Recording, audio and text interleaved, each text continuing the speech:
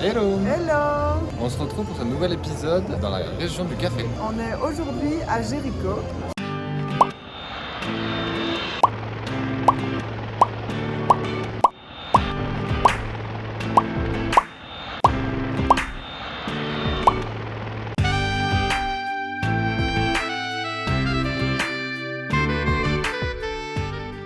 C'est une petite ville de la région d'Antioquia, on va y rester pour 4 nuits. Donc on est sur la place centrale, c'est très mignon, on aime beaucoup, ça nous change de l'Amazonie. Donc c'est la région du café, du coup Antonin est aux anges. On s'est baladé un petit peu sur la place du village et il y a marqué café partout, des belles machines à café, ça sentait bon. J'ai hâte de pouvoir tout tester. Pour commencer notre midi, petite soupe de frijoles. C'est la première fois qu'on va actuellement manger une soupe à un moment donné où j'ai envie de manger une soupe puisqu'il fait pour le moment 18 degrés à Jéricho. Ça tombe très bien la soupe. Et je suis malade donc ça tombe d'autant mieux. Bon, le plat c'est clairement pas des plus gros qu'on ait eu, mais typique Colombia. Par contre, le jus de goyave qu'on a est super bon. Je viens de voir des touristes pour rester sur la place. Waouh, il y en a des touristes? Ouais, il y a 2 personnes là.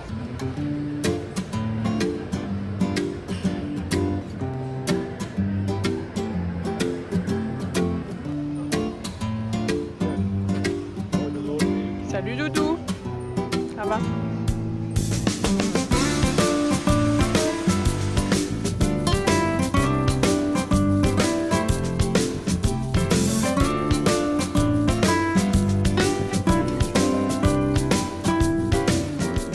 Derrière nous, il y a le jardin botanique et donc on est allé voir un petit peu ce qui se passe à l'intérieur. L'entrée est gratuite, donc ça c'est toujours plaisant.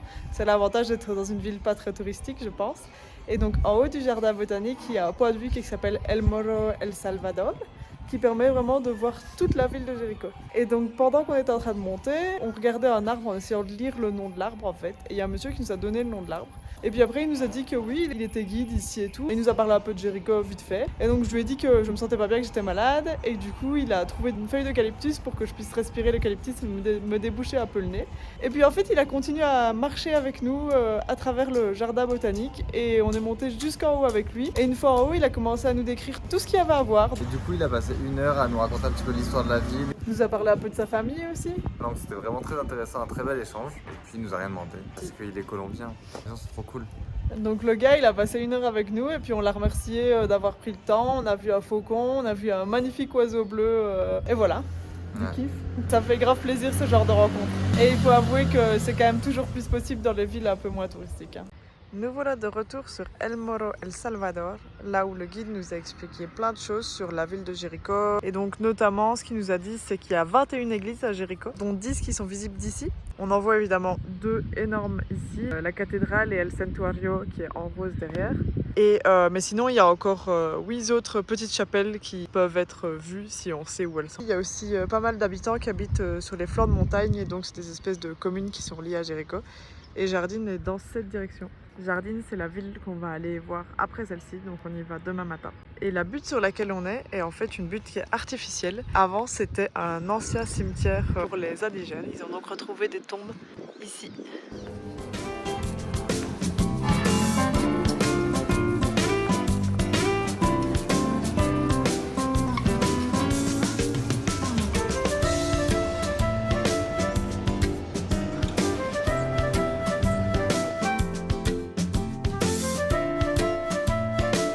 Hello! Hello. Alors on est devant une des églises de Jéricho. Elle est rose. Et en plus, il y a des statues dorées de chaque côté. Là et là. De pape, peut-être. Donc elle est très tape à l'œil. Par contre, ce qui est très comique, c'est qu'elle est vraiment au fin fond du village, genre à l'endroit où il n'y a personne, avec les petites rues un peu défoncées. Et en plus, en fait, le devant est rose, est super bien fait et c'est nickel. Et en fait, l'arrière, c'est juste de la brique nue, il y a des carreaux cassés et tout, donc c'est super bizarre.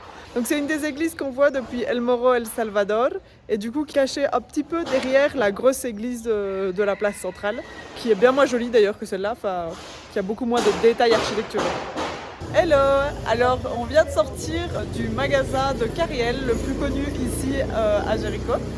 Et donc on a passé bien 20 minutes à parler avec le monsieur qui fait les sacs, donc déjà c'était super sympa de sa part. On va commencer par ça. Qu'est-ce qu'un carriel? Un carriel, c'est ça. On découvre le carriel, qui était donc le sac que les paysans ici, les vendeurs qui allaient de village en village pour vendre des choses, etc. À l'époque, avaient systématiquement.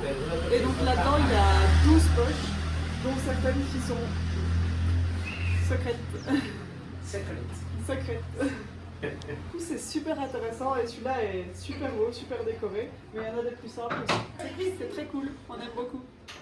Et du coup, le mec qui nous a parlé pendant 20 minutes, on a discuté donc de l'utilisation des sacs avant, de l'utilisation des sacs maintenant, de combien de temps ça mettait pour faire un sac. 1 jour et demi pour lui parce qu'il est assez rapide, mais sinon ça peut mettre plus de temps pour les gens qui sont un peu plus lents. Du prix des sacs, donc celui qu'on a filmé, il est à 350 000, donc ça fait à peu près 84 €. Et sinon, sur le mur qui était un peu plus simple en design, c'était à 170 000. Donc ça va à peu près 40 €. Ce qui est vraiment pas cher pour un sac comme ça parce que au niveau du détail, etc., c'est magnifique. Franchement, le cuir, etc., les coutures, tout ça. Le mec nous a aussi posé un peu des questions sur nous, savoir d'où on venait. Il nous a dit qu'on parlait très bien espagnol, donc ça fait toujours plaisir. Et puis après, on a été voir un peu dans le magasin qu'ils ont en face, où ils ont des portefeuilles, d'autres sacs, des bananes, pas de choses en cuir. Mais trop sympa le mec. Je suis arrivée en mode on va le faire chier, il y a tous les touristes qui viennent lui demander comment ça se passe. Mais non! Non, en fait je pense qu'il n'y a juste pas de touristes ici et donc du coup ils sont juste satisfaits de parler de leur travail et de ce qu'ils font. En une après-midi, ça fait juste 2 personnes qu'on rencontre qui sont super sympas, donc Jericho, super village.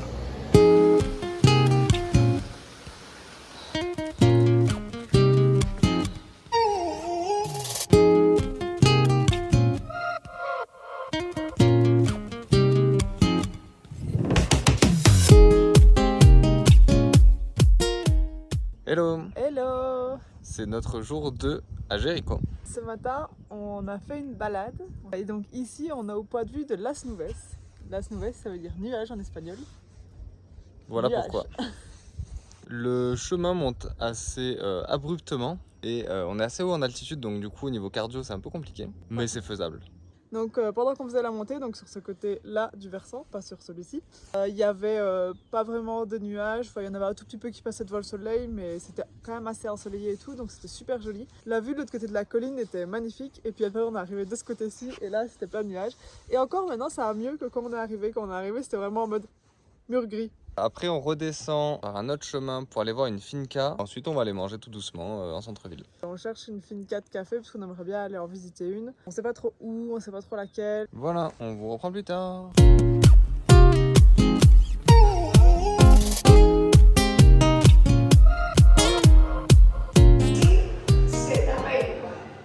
A 1914, on a célébré les centenaires. Hello! Hello! Donc on vient de sortir de la casa de la Santa Laura. Donc ici à Jericho est née la première sainte colombienne, Laura. Et du coup il y a donc la maison de ses parents, la maison où elle est née, qui a été rachetée par la congrégation qu'elle a fondée. Et du coup il est possible de visiter la maison et ils expliquent un peu sa vie, etc.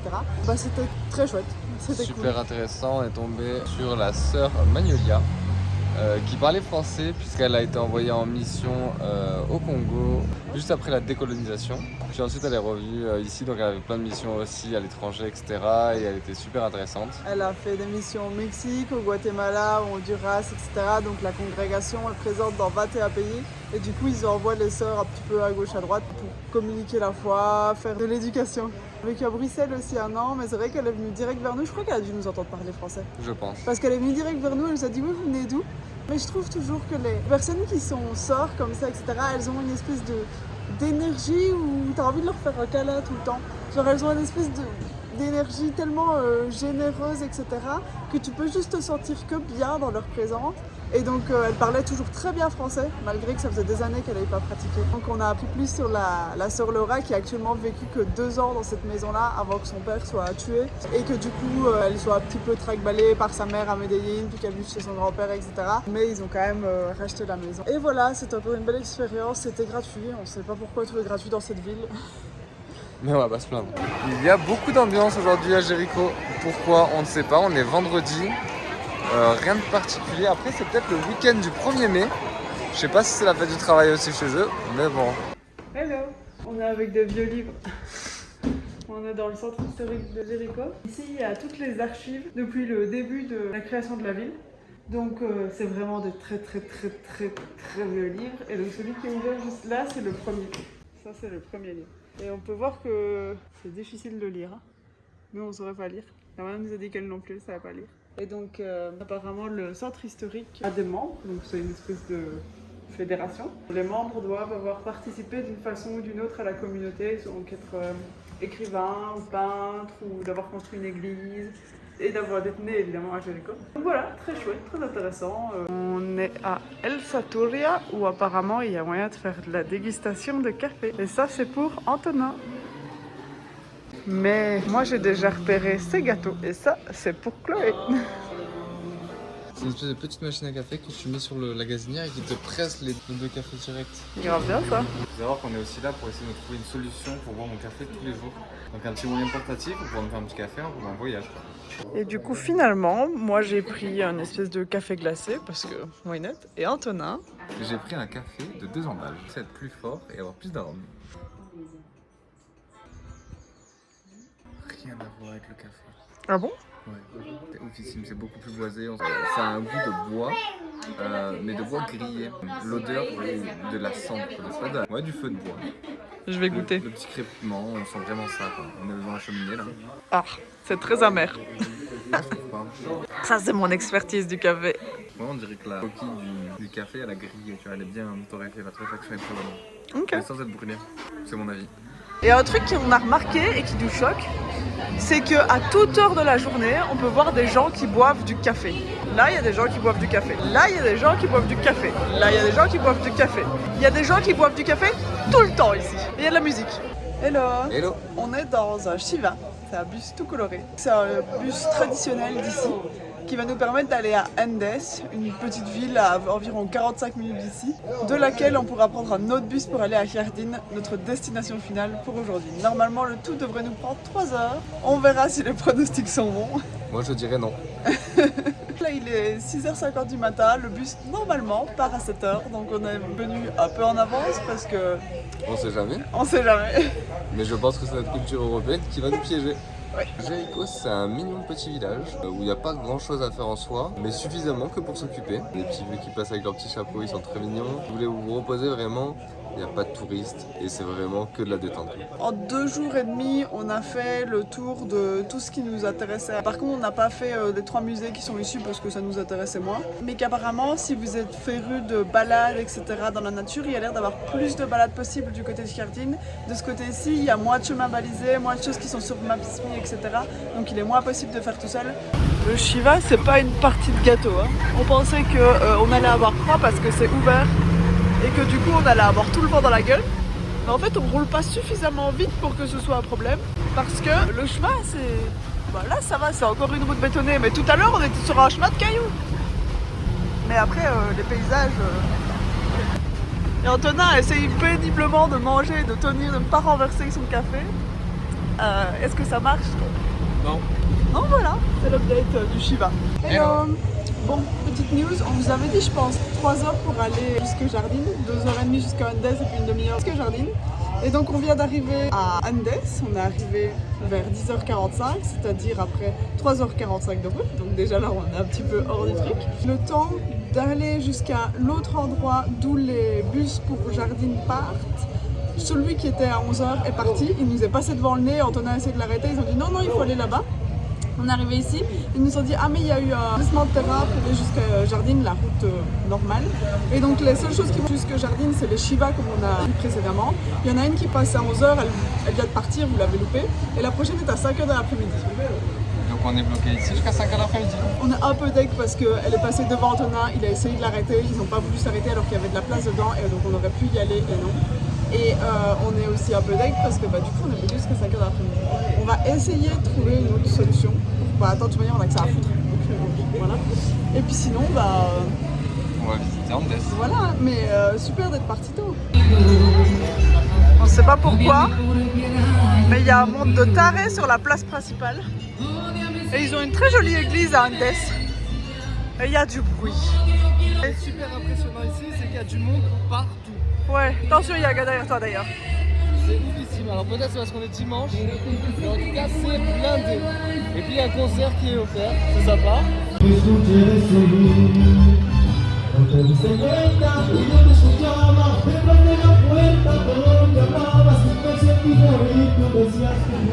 Hello. Hello. On vient d'arriver à Jardine après la journée d'attente à Andes. Quelle affaire cette histoire. On est retourné à l'agence de transport à 4h histoire d'être sûr qu'il y avait bien un bus, etc. Ils nous ont dit ah mais c'est bon, la route elle est réparée, vous pouvez passer maintenant. Sauf que le matin, on avait quand même dit ouais mais vous êtes sûr, il n'y a pas autre chose avant 5h, etc. Et ils avaient l'air catégoriques qu'il y en aurait au moins pour la journée et que c'était foutu, il fallait absolument passer par la montagne. Donc nous on s'est pas réinquiété, on n'est pas repassé avant. On s'est juste dit bah on va se pointer à 5h, donc on s'est fait un peu chier toute la journée à Andes. Bon on a travaillé sur l'itinéraire mais... Du coup voilà, on est arrivé à Jardine, on a du coup pris un hôtel puisqu'on s'était trompé dans les dates de réservation. Et donc on est parti un jour trop tôt de Jéricho. Et donc on est arrivé un jour trop tôt à Jardine. Donc on n'avait pas d'hôtel de réservé et on a une nuit en plus qu'on a payé à Jéricho qu'on n'a pas utilisé. L'hôtel non plus, apparemment, s'en est pas rendu compte puisqu'on a communiqué avec eux en disant qu'on partait très tôt ce matin et tout, juste en mode... Et nous on était là. Mais non. Là aujourd'hui on va profiter pour boire un verre sur la place et visiter un petit peu le village. Ce jour-là, à Jardine, il y avait aussi de l'animation jusqu'au soir. Et il y avait un groupe de cavaliers qui faisait des démonstrations dans la rue comme je le fais actuellement. On était un peu curieux et on a été leur poser quelques questions et ils m'ont proposé de monter sur le cheval pour essayer. Le cheval, naturellement, s'est mis à refaire les pas qu'on lui avait appris. Et du coup, c'était super amusant et super fun.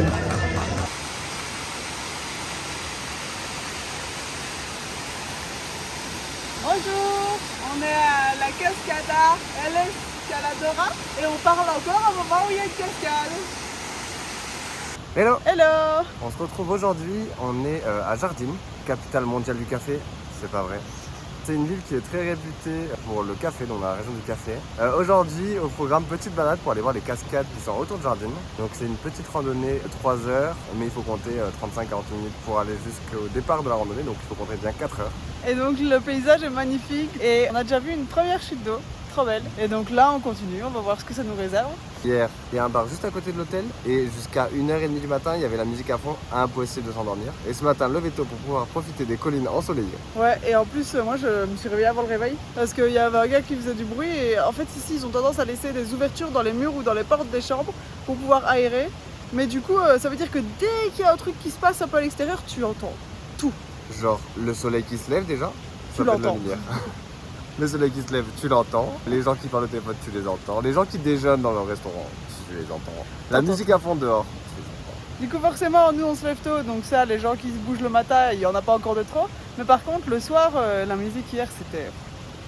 ça nous a saoulés. C'est la vie du voyage ça.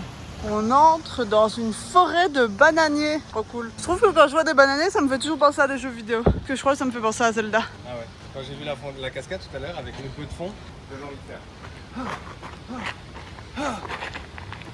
Ah ouais. Voilà. Ouais. Voilà, on est sur le chemin et on passe à côté des Chantal ici. Bonjour et allô. Donc on sort 2 minutes. Ok. Regarde. Bonjour. À tout moment elle m'attaque. Je suis pas concentrée, du coup j'ai mis le pied dans l'eau. Au revoir les vaches.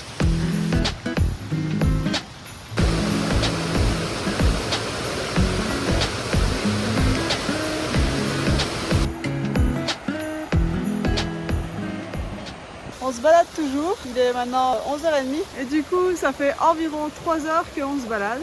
C'était pas facile.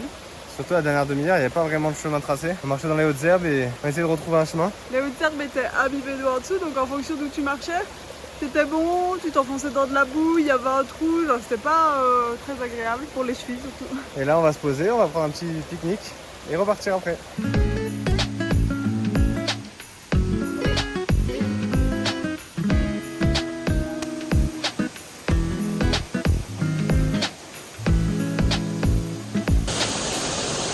Hello, on filme encore derrière la cascade.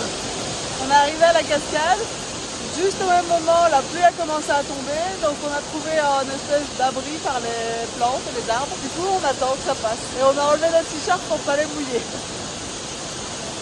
On aurait bien voulu se poser et manger ici avant de repartir, mais je sais pas si ça va être un pique-nique très agréable s'il nous pleut sur la gueule, donc à voir combien de temps ça dure.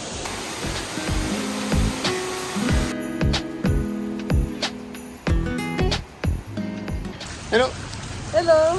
On vient de prendre une grosse rince en rentrant, juste en arrivant à Jardine.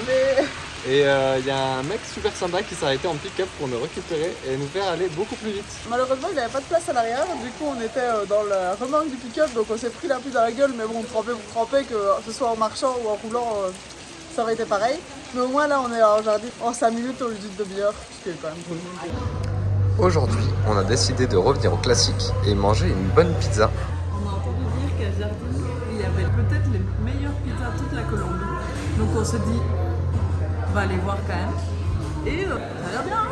Hello! Hello! Aujourd'hui, on va visiter une finca. Départ en bus jusqu'à la finca, on espère que ce sera bien. Antonin espère beaucoup boire du café. Du bon café.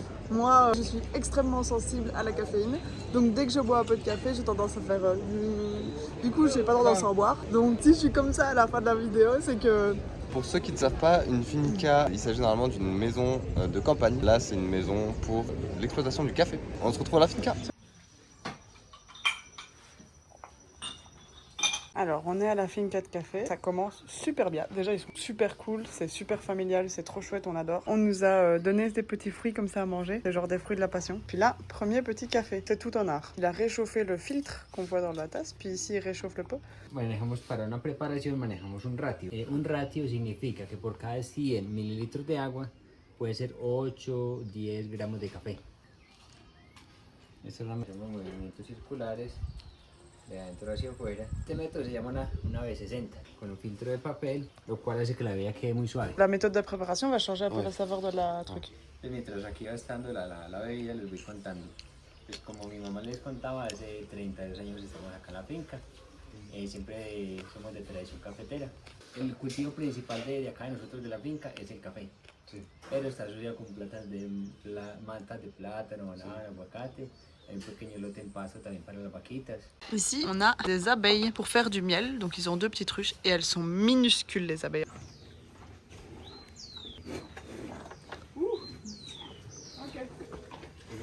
On va faire un bébé café qu'on compacte bien la terre dans un petit sachet. Et puis après, on va planter une petite plante de café. Y la arábica.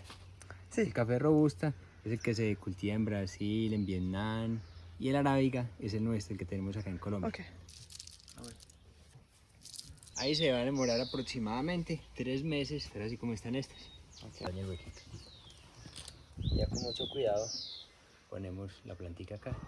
Y aquí otros 3 meses. 3 meses Cuando también. están de este tamaño. Ok. Está bien eso. Y después... El arbolito de café. ¡Tada! Donc ici, on a le plant de café qui a 8 mois. Et du coup, il faut 2 ans avant que la plante commence à produire du café. On plante la plante avec des plants de haricots, ici, et avec des plants de maïs. Le maïs et les haricots sont des choses qui mangent ici, et que ça convient bien le mix des 3 plantes pour la productivité du sol. Et pour économiser l'espace. Et il y a des avocats. Les avocats européens, Ah, c'est ceux qu'ils envoient en Europe. ok. Alors que ceux-là, c'est ceux qui sont consommés ici. Alors, pour vous expliquer comment fonctionne la plantation de café, elle fonctionne en 4 quadras. Il y a ici le quadrat avec des petits cafés. Ils sont cumulés avec des haricots et du maïs. Il y a ensuite derrière moi des cafés qui ont grandi. Donc c'est l'étape juste après. Et ici, ils vont produire pendant 5 ans. Ensuite, ils vont grandir encore et encore pour produire du café. À un moment, ils vont être beaucoup trop grands. Et on va les retrouver sur ce quadrat-là. Quand ils sont trop grands, c'est difficile à récolter parce qu'il faut pencher l'arbre, etc. Et donc ça coûte trop cher parce que ce qui coûte le plus, c'est la récolte. À ce moment-là, il va falloir couper toutes les ramifications de feuilles et se retrouver avec ce qu'on a sur le premier quadrat, ici. Où du coup, on produit les haricots directement sur le café. Pour profiter encore du tronc, mais sans produire de café. Et donc les petits qui sont ici vont grandir et suivre les étapes. C'est très smart. Oui. On suit notre guide à travers la plantation de café. C'est l'heure de récolter du café. Let's go. Avocat. Et puis, on le met dans les petits pots.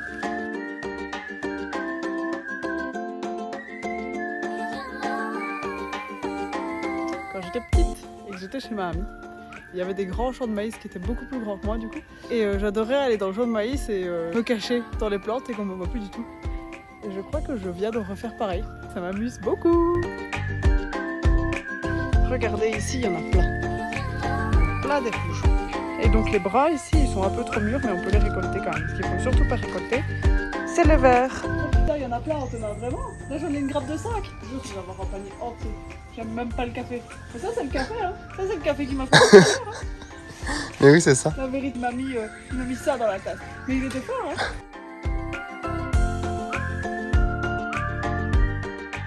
Le panier de Antonin, qui est daltonien et qui du coup a fait ce qu'il pouvait. Et le panier de Chloé, qui aime beaucoup récolter et qui a un demi-panier.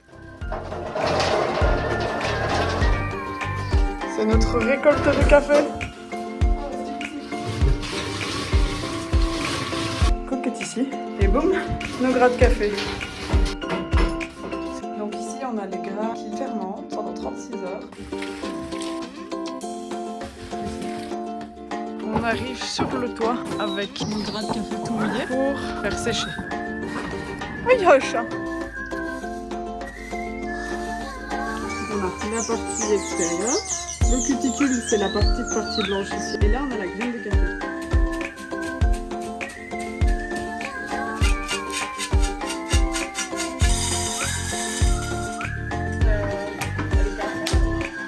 Este es un molino sencillo que no tiene gradación, deja la manera fría.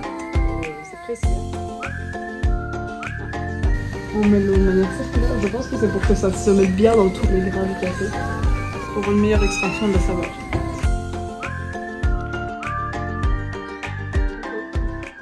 Hello.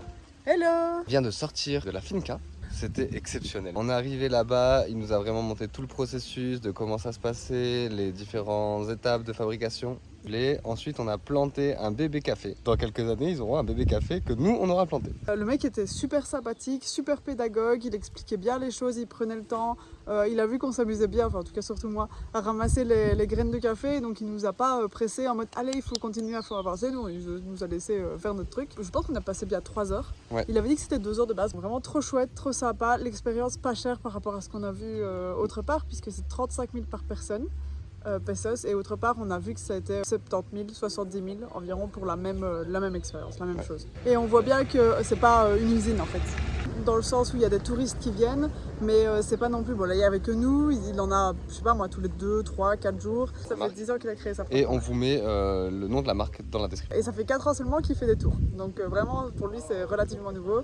Donc après il nous a demandé un peu notre feedback du truc pour s'améliorer. Et il nous a même donné des bananes et des fruits de la passion pour repartir, donc je suis très contente. C'était notre expérience dans une finca. Cet après-midi, petite balade pour aller voir encore 2 cascades. Et il y a du soleil, ce qui fait du bien, puisqu'hier le temps était moyennement au rendez-vous. Allez, on profite de la vue.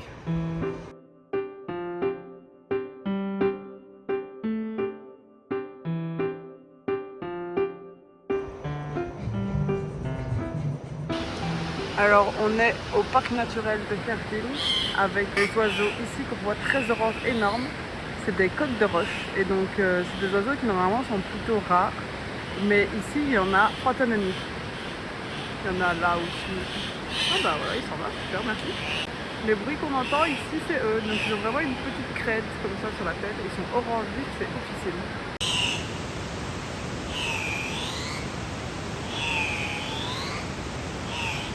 Hello.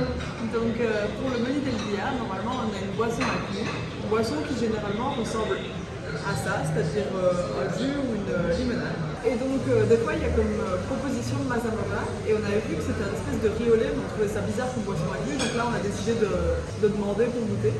Et du coup c'est du lait avec genre de l'arepa dedans. Du coup c'est très peu sucré alors que d'habitude il sucre beaucoup. C'est très peu cannelé mais un tout petit peu. Moi, j'irais pas jusqu'à dire que ça ressemble à du riolet. C'est très loin, très farfetch. C'est la même chose. C'est bien meilleur le riolet. C'est un riolet, mais au maïs. C'est un maïs au lait. Je veux ici une image de maïs au lait, s'il vous plaît. Genre, tu vois, c'est plus épais le riolet. Là, c'est tout liquide. Oui, ben c'est du maïs dans du lait, donc je sais pas ce qu'il te C'est faut. littéralement du maïs dans du lait, t'appelles pas ça du riolet, quoi. Mais c'est parce que le riz il donne une substance qui rend le truc visqueux. C'est ce que je dis. Oh, mais chacun ses atouts et ses inconvénients. Voilà, c'est étrange. Voilà, mais on a goûté au moins.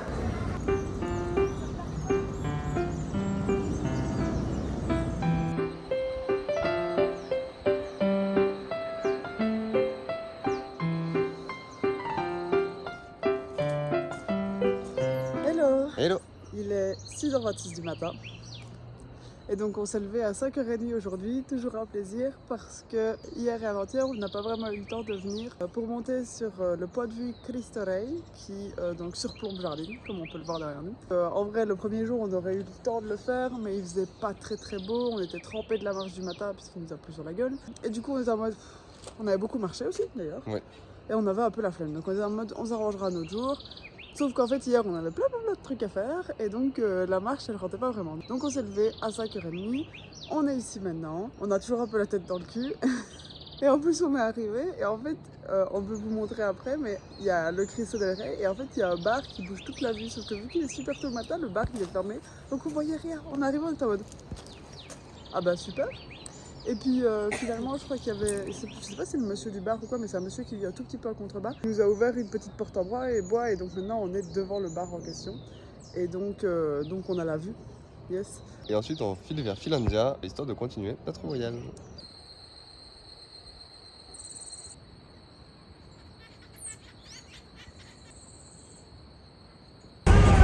Hello. Hello. On est dans la Shiba pour Rio et on n'entend rien. Non. C'est le petit bus et il y a aussi la musique. La musique à fond. Pasteur d'ailleurs, démonétisé pour cette musique. Encore une fois. Bon allez, on arrête du coup. Et voilà, c'est la fin de cette vidéo. On a vraiment aimé le calme de Jéricho et le café de Jardim. Et nous voilà en route pour une nouvelle aventure. Si vous avez aimé la vidéo, comme d'habitude, un petit pouce bleu, un petit commentaire et on se retrouve dans la prochaine vidéo. Et abonnez-vous!